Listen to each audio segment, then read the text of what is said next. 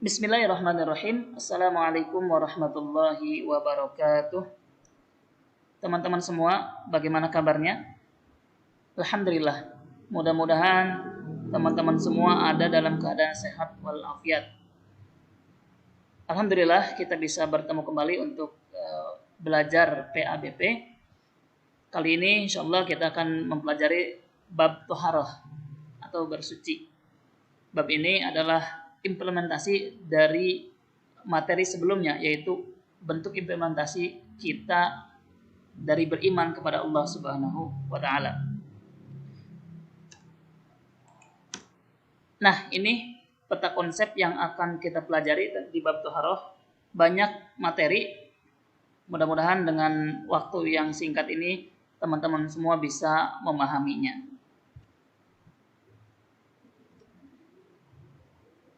Toharoh, ya, kalau secara bahasa itu artinya suci, ya, atau bersih. Kalau secara istilah, yaitu mensucikan badan, pakaian, serta tempat dari najis dan mensucikan diri dari hadas. Nah, bentuk toharoh bisa mandi, wudhu, tayamum dengan perantara air, debu, dan batu. Itu tentang taharoh. Dari mana kita tahu kita harus bertaharoh? Ini dalilnya yaitu di surat Al-Baqarah, ya, surat kedua ayat 222. Innallaha yuhibbut tawabin wa yuhibbul mutatahhirin. Artinya sesungguhnya Allah menyukai orang-orang yang bertaubat dan menyukai orang-orang yang mensucikan diri. Nah, ini ya. Kenapa kita harus bertaharah? Karena Allah suka, ya, dengan orang-orang yang bertaharah atau mensucikan diri. Nah, yang pertama yang akan kita bahas adalah tentang hadas. Ya, kita bersuci itu dari apa? Ada dua, ya, dari hadas dan dari najis. Nah, yang pertama hadas. Hadas itu apa? Suatu kondisi seseorang dalam keadaan tidak suci. Ini hadas. Dan hadas ini dibagi menjadi dua. Ada hadas kecil dan hadas besar. Apa itu hadas kecil? Hadas kecil adalah kondisi ketika yang pertama keluarnya sesuatu dari dubur atau anus dan kubul atau kemaluan. Yang kedua, menyentuh kubul dan dubur dengan telapak tangan bagian dalam.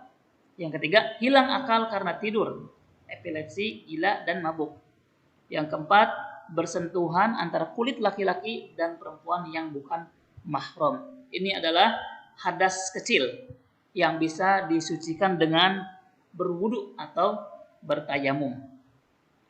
Sedangkan hadas besar itu adalah kondisi di mana yang pertama melahirkan bagi wanita, datang bulan atau haid bagi wanita, keluarnya darah nifas, ya, darah setelah melahirkan, terus berhubungan suami istri, keluar mani, ya, ini bagi laki-laki, dan meninggal dunia. Ini adalah keadaan-keadaan hadas besar yang disucikan dengan mandi wajib, atau kalau tidak ada air dengan tayamum. Nah, kedua adalah kita bersuci atau bertaruh dari najis. Najis itu apa? Yaitu suatu benda kotor yang menyebabkan seseorang tidak suci dan menghalangi sahnya ibadah. Nah, ini jadi adalah benda yang kotor yang menyebabkan seseorang tidak suci dan menghalangi sahnya ibadah. Nah, benda kotor ini apa saja bentuknya?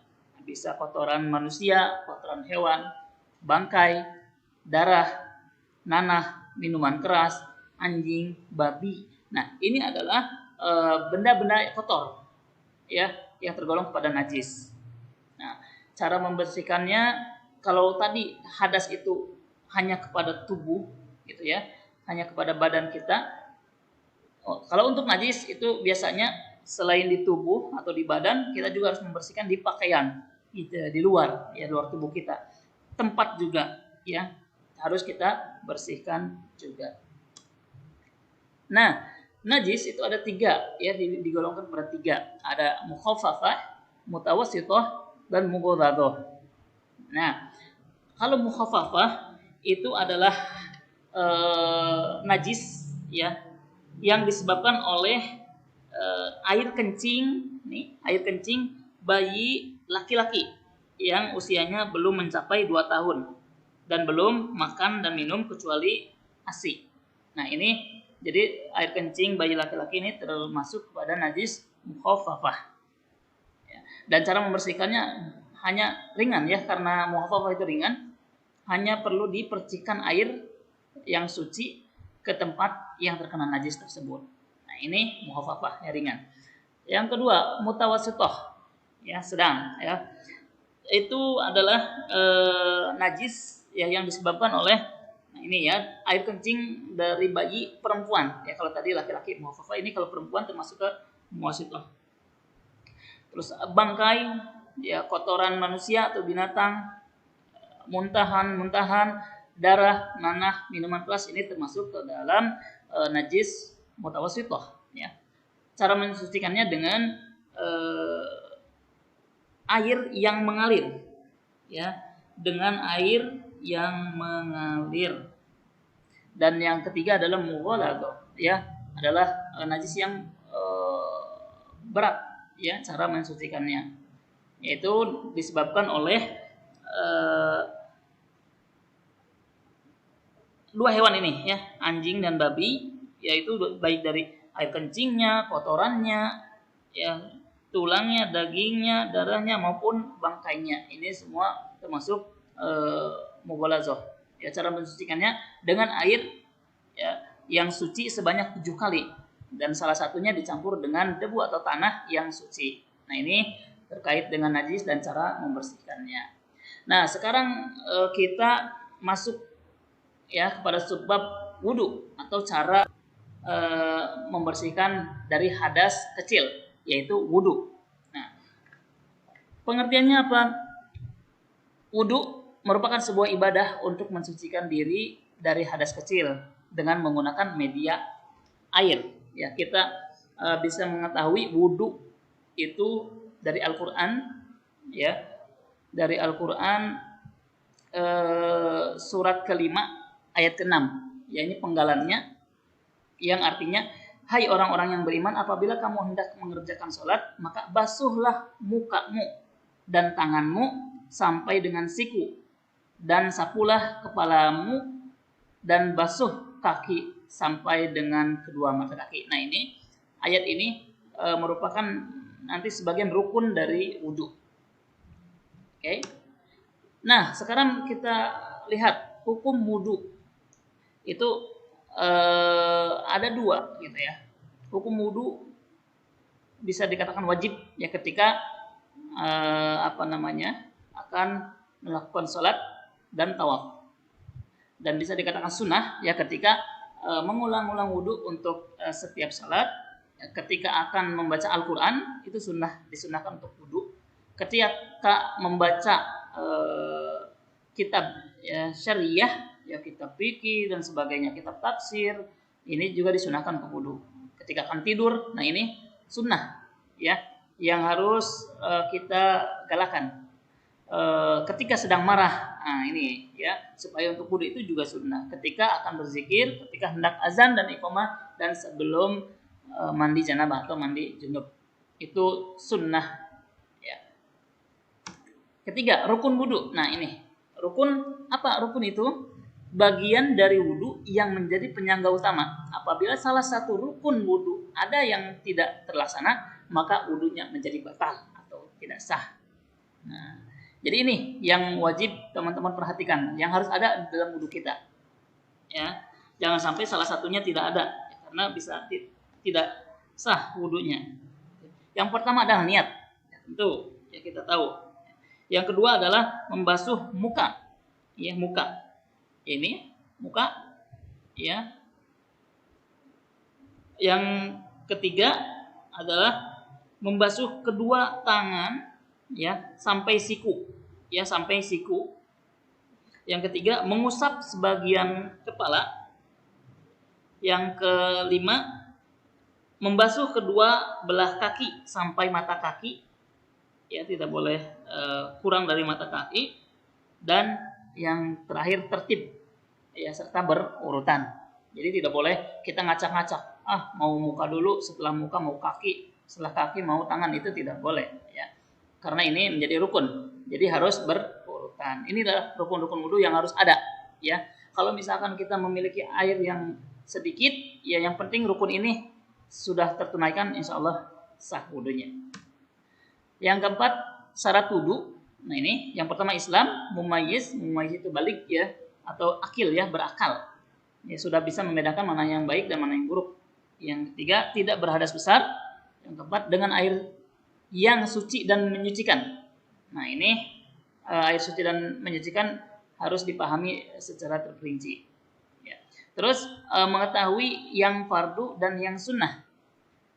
Tidak ada penghalang air sampai ke kulit. Jadi ketika misalkan memakai jam dan sebagainya dilepas terlebih dahulu supaya tidak ada yang menghalangi. Ini adalah syarat sahnya wudu. Nah, ini adalah sunnah wudu. Nah, ini banyak ya sunnahnya. Seperti membaca basmalah sebelum berwudu, membasuh kedua tangan sampai pergelangan. Ya pertama itu sunnah. Berkumur-kumur sunnah ya. Istinsak dan istinsyar yang memasukkan air ke dalam hidung dan mengeluarkannya. Ini juga sunnah. Bersiwak atau menggosok gigi. Ini sunnah. Membasuh sela-sela jari tangan dan kaki, meresapkan air ke dalam janggut bagi yang punya janggut, mengusap kepala, mengusap kedua telinga, membasuh masing-masing 3 kali. Nah ini merupakan sunnah. Mendahulukan anggota yang sebelah kanan dan membaca doa setelah wudu itu merupakan sunnah-sunnah dari wudu. Nah apa saja yang membatalkan wudu? Nah, yang pertama keluarnya sesuatu dari kubul dan dubur, sudah jelas itu yang batal. Tidur yang tidak tepat tempat duduknya, terus hilang akal sebab gila, pingsan, mabuk, dan tidur nyenyak. Bersentuhan kulit antara pria dan wanita yang bukan mahram, dan tersentuhnya kubul dan dubur dengan telapak tangan ini yang menyebabkan batalnya wudu. Nah itu tentang wudu. Sekarang tayamum ya. Pengertian tayamum, bersuci dengan menggunakan debu yang diusapkan ke muka dan kedua telinga sampai siku dengan beberapa syarat yang telah ditentukan sebagai pengganti wudu dan mandi wajib. Nah, ini kita bisa lihat dalilnya adalah masih sama di ayat yang sama seperti wudu tadi ya. Ini lanjutannya. Dan jika kamu sakit atau dalam perjalanan atau kembali dari tempat buang air kakus atau menyentuh perempuan lalu kamu tidak memperoleh air, maka bertayamumlah dengan yang baik atau bersih. Sapulah mukamu dan tanganmu dengan tanah itu. Nah, ini sebab diperbolehkannya tayamum. Yang pertama karena memang sakit ya, yang ketika kena air itu bisa tambah parah sakitnya. Yang kedua sedang dalam perjalanan ya, yang susah menemukan air. Yang ketiga kondisinya tidak ada air ya. Air tidak terjangkau ya, jauh airnya, atau ketika tidak ada, susah untuk menjangkau air tidak cukup, hanya sedikit, dan suhu sangat dingin. Nah ini yang menyebabkan diperbolehkannya untuk bertayamum. Selanjutnya syarat-syarat tayamum, sudah masuk waktu sholat. Ini syaratnya ya, ketika bertayamum sudah memasuki waktu sholat tapi tidak menemukan air, ini menjadi syarat. Sudah berusaha mencari air tetapi tidak mendapatkan, jadi sudah ada usaha dulu kita mencari air, ketika tidak dapat baru bertayamum. Berhalangan menggunakan air, nah ini sakit tadi ya, dan menggunakan debu yang suci, ini syaratnya. Debunya yang suci, jangan asal-asalan gitu ya. Nah rukun dari tayamum, yang pertama niat ya, terus menyapu muka dengan debu ya, menyapu kedua tangan sampai siku, dan tertib atau berurutan. Sunnah-sunnahnya tayamum, membaca basmalah, meniup debu di telapak tangan, mendahulukan anggota yang kanan, membaca doa seperti setelah wudu. Nah ini sunnah-sunnah wudu. Nah sekarang hal-hal pembatal tayamum. Yang pertama, ketika melihat air sebelum sholat. Nah jadi ketika kita sudah bertayamum, namun sebelum sholat melihat air, itu berarti tayamumnya batal. Yang kedua, semua hal-hal yang membatalkan wudu juga menjadi pembatal tayamum. Yang ketiga, menyentuh kubur dan dubur. Dan yang keempat, murtad. Ini yang menjadi pembatal tayamum. Selanjutnya kita bahas ke mandi wajib. Ya, cara mensucikan dari hadas besar. Mandi wajib merupakan cara bersuci untuk menghilangkan hadas besar. Ini juga sama, dalilnya masih di surat kelima ayat ke-6. Ini penggalannya. Wa in kuntum junuban fatahharu. Dan jika kamu junub, maka mandilah.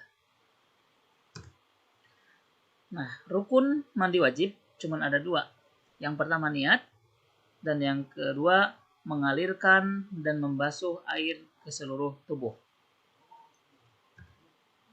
Nah, ini sunnah-sunnah mandi wajib ada 13. Yang pertama membaca basmalah, yang kedua mensucikan atau mencuci kedua telapak tangan dan kaki, yang ketiga mencuci kemaluan, yang keempat membersihkan najis jika memang menempel ada najis, yang kelima sela-sela rambut, yang keenam wudu sebelum mandi, yang ketujuh yang menjadi sunnah yaitu membasahi seluruh badan dengan air, yang kedelapan menggosok badan dari kotoran dan najis.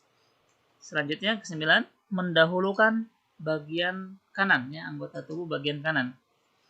Yang ke-10 menghadap ke kiblat. Yang ke-11 membasuh badan sampai 3 kali. Yang ke-12 membaca doa sama seperti doa setelah wudhu, dan yang terakhir tertib. Ya. Itu merupakan sunnah-sunnah mandi wajib. Nah, di sini ada larangan bagi yang berhadas besar. Larangannya yang pertama sholat. Ya, jadi yang berhadas besar dilarang untuk sholat. Tawaf. Selanjutnya memegang mushaf dan membaca Al-Quran. Nah, selanjutnya tidak boleh i'tikaf ketika berhadas besar. Berhubungan suami istri juga tidak diperbolehkan. Dan tidak diperbolehkan sujud tilawah ketika kita berhadas besar. Teman-teman semua, teori tentang toharoh, insya Allah pekan depan kita akan bahas terkait prakteknya, bagaimana praktek wudhu, bagaimana praktek tayamum, dan bagaimana praktek mandi junub. Sekian yang bisa Mister sampaikan. Tentu pastinya banyak yang teman-teman pertanyakan, nanti silahkan dipertanyakan. Mister akhiri, wallahu muwaffiq ila taufiq. Wassalamualaikum warahmatullahi wabarakatuh.